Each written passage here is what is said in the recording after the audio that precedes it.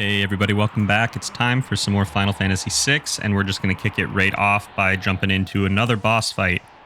We left, walked outside the town, thought, you know what, actually maybe we should come back and try to talk Terra into joining us. So here we are again in Mobliz, and this time, in the past, 5-10 minutes, things have changed because Katerin is having a baby. Now, remember, Katerin and Dwayne, young lovers, but it's okay that they're having a child because they're married. All right, censors, so no problem. So Dwayne's going to come down and talk about how he's been an awful husband. Again, totally married, totally okay. But apparently things have just been tough, with the whole end of the world or whatever. So we hear some pounding outside and, oh, Phunbaba's back. Well, yeah, so normally they expect you to have left this area after the first fight. You normally come here right after grabbing Sabin. But that first fight can be kind of rough if we don't have a more full party, so we held off on it. Now we're here again, though, and we're going to have the real Phunbaba fight. So this one starts off pretty much the same way the last one did. We're going to use the Debilitator with Edgar to try and switch Phunbaba's weakness over to Thunder or Lightning, so that when he's attacking us, he'll actually help with the chip damage. Right now he's just healing himself. We're going to use Celis to cast Bio to continue to just wail away on his HP.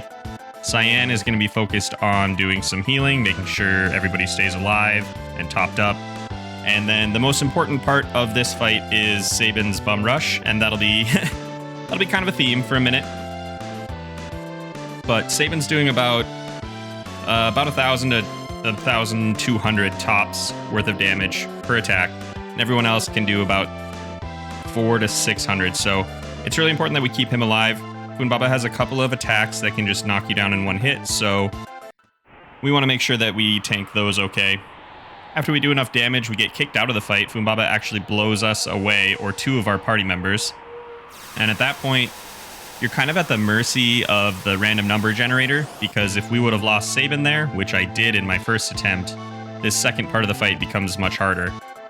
So this is now technically, the fourth time that we're fighting Phunbaba, if you count Terra's first attempt where she slapped him for 0 damage. And at this point, he's starting to get pretty predictable. He's only really going to do one of a few things. He's just going to hit us with a normal attack. 2 of those will knock somebody out. He'll use Solar Plex, which will just knock somebody out. He'll use Blowfish, which does 1,000 damage and just knocks somebody out.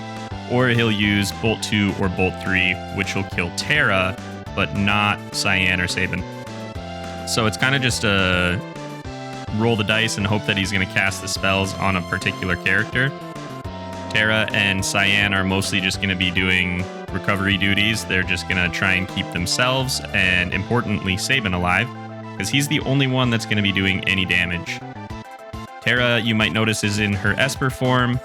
Normally that would be really cool because it means her magic damage just skyrockets. She's barely even able to get a spell off on this guy because I need her to do so much healing, so that's just kind of the way it works in a low-level game. Because she doesn't have a wall ring, this is something we see frequently when somebody joins us right before a boss battle. We don't have the chance to gear them up, which means they're kind of just a liability. Fortunately, we ended up keeping Sabin this time through. Having Cyan is kind of whatever. I'd rather have Celis or Edgar, but we made it out, and that's all that matters. So now after this one, our party is reconfigured a little bit. We have Cyan and Sabin, and we'll have Terra join us in a second. All of the kids and the young adults rush out and see Terra for the first time in her Esper form, and she doesn't necessarily look like the Terra they know or recognize, and yeah, they're kind of scared, which makes sense. And this is probably something that Terra was kind of afraid of. She's always being kind of viewed as a weapon of war or seen as a tool for conquest, and now even these kids that she was caring for seem to be afraid of her. Well, one little girl seems to recognize her as their mama, Terra, and yeah, that kind of kicks her out of it, and she's like, you know what? I don't need to be so weepy, and everyone else starts to kind of move in around Terra, and we see all of the excitement, and oh yeah, it's just so touching. But we really do need Terra to join us, so it would be nice if she could say goodbye to all these kids. And she does. She says, I can fight. Finally, I understand that feeling, even though I kept it buried for so long. I'm sure it's called Love. Aww. So yeah, very much a theme in the second half of this game, fighting for the future, fighting for the children, fighting for the future generations and the opportunities that will hopefully, people will have. So Dwayne and Katerin are going to be in charge here, so good luck with those young kids, but Mama, Terra, is going to join us. She says she'll be back, but yeah, we'll see about that. Anyway, now that she has gone through this tribulation, she'll finally be joining us. She does get a little bit of a power up to her morph ability, if I remember correctly. So that's kind of cool, but we won't be using it immediately. Right now, we just need to get the heck out of here. There's nothing left for us in Mobliz. We have probably... I say this a lot, but one of my least favorite parts of the game is coming up in just a minute here. So, here we are. We are going into the Phoenix Cave, and this is a stinker. This part is not very fun. So this is another section where we need to create a couple of parties. This is kind of gonna get us used to what we'll need to do before we get into Kefka's Tower later in the game. We need to split up, and we'll have to do kind of some puzzles where each party helps the other party progress, and you just switch between them. The tough part about this place in particular in a low-level game is that there's an enemy that we can't run from named Phase, but I think it got changed to Face, like F-A-C-E in later games, because that's all it is. It's a floating head. Anyway, if you run into one by itself, or I guess a group of two of them, you cannot run away, and you will get experience if you kill them. So you have to reset. So what we want to do right away is get our second party into the room here, and then get our first party with Celis down into the basement, because you cannot encounter Phase in the lower level, the one with the lava. So you'll see this a couple of times as I play through this area. We'll switch back to a party that is in the basement so that they can trigger an encounter. And then the party that is on the top floor, the next encounter that they get to will hopefully not be a face, or a phase, rather. So as we continue down here, you're probably going to notice also that I'm leaving behind a lot of treasure chests. They're all empty. I think there are 2 chests in this entire dungeon that have an item in them, and we'll probably come back here for one of those and probably leave the other one. Once we get to the point where I have a party member and a relic that can just completely stop us from getting into random encounters, it'll be worth coming back here.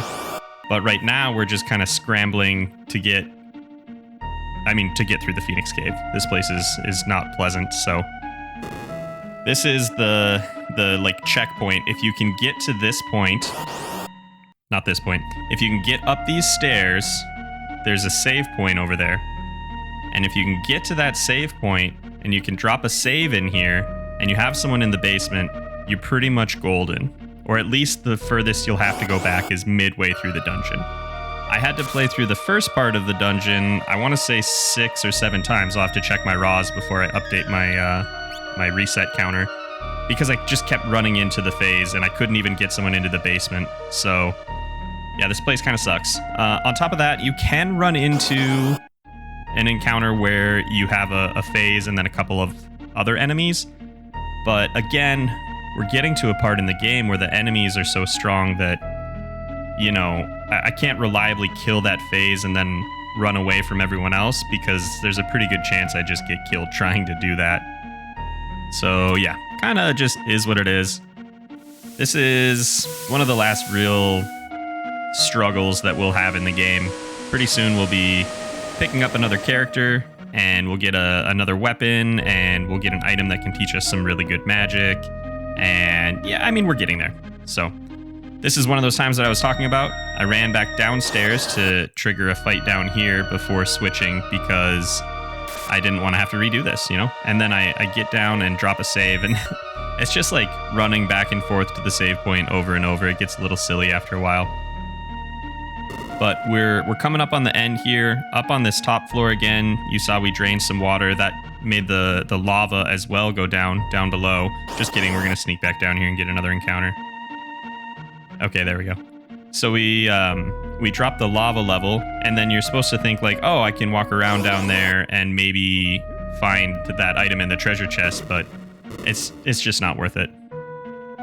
So notably right here, or at least coming up in a moment, we would be able to fight one of the dragons. And I don't think I've talked about the dragons yet, but there are a whole bunch of dragons that were unleashed when Kefka turned his light upon the world, that weapon that he used on Mobliz that we saw in the last video. And they're all over the place. They're in a bunch of different areas. We saw one in Mount Zozo when we were going to get Cyan. And if you beat all of them, you get an Esper called Crusader, which teaches a pretty nice spell called Merton. It's Meltdown in later versions of the game. Does fire and wind damage. I think I talked about this a little bit, but if you can find a way to absorb those with specific gear, you can, hit all of the enemies, everyone on the screen, and then it'll hit... There's the dragon, by the way. And then it'll hit your party as well, but you'll heal yourself. So that's pretty cool. Unfortunately, you don't get Crusader until, way, way at the end of the game. So by the time you get it, if you want to learn it, you have to, backtrack out of this final dungeon area, so... Anyway, doesn't matter. Here we go. We found Locke. He's standing in front of a chest here, and he also has some magicite, it looks like. Locke tells us he found Phoenix, or a legend of Phoenix being turned to stone, and he thinks that this materia might be that Phoenix. And just like in real life, we know Phoenix, the whole rebirth story, that's kind of where they're going with this. And apparently Locke has been chasing down this materia in hopes of using it to resurrect Rachel, who we learned about in the World of Balance. So we gather up Locke. He's going to join us. We're going to go back to visit Rachel's suspended animation body, who he's just keeping in a basement somewhere. And we see this old man who I think he has a name now, actually. So that's kind of interesting. We'll see that in a second. But Locke is going to try to use the Phoenix materia to bring Rachel back to life. And nothing immediately seems to happen. So here we go. Patriarch. So I don't know why he's a patriarch, but yeah, he says, probably wasting your time here, dude. Looks like that materia is too broken, but then it starts flashing. So maybe we got something here. And then we see the Phoenix on the screen. And then it seems like the Phoenix materia actually shatters. Yeah, the patriarch says it. Oh, it's going to shatter. And so Locke's like, well, crap. But Rachel opens her eyes here.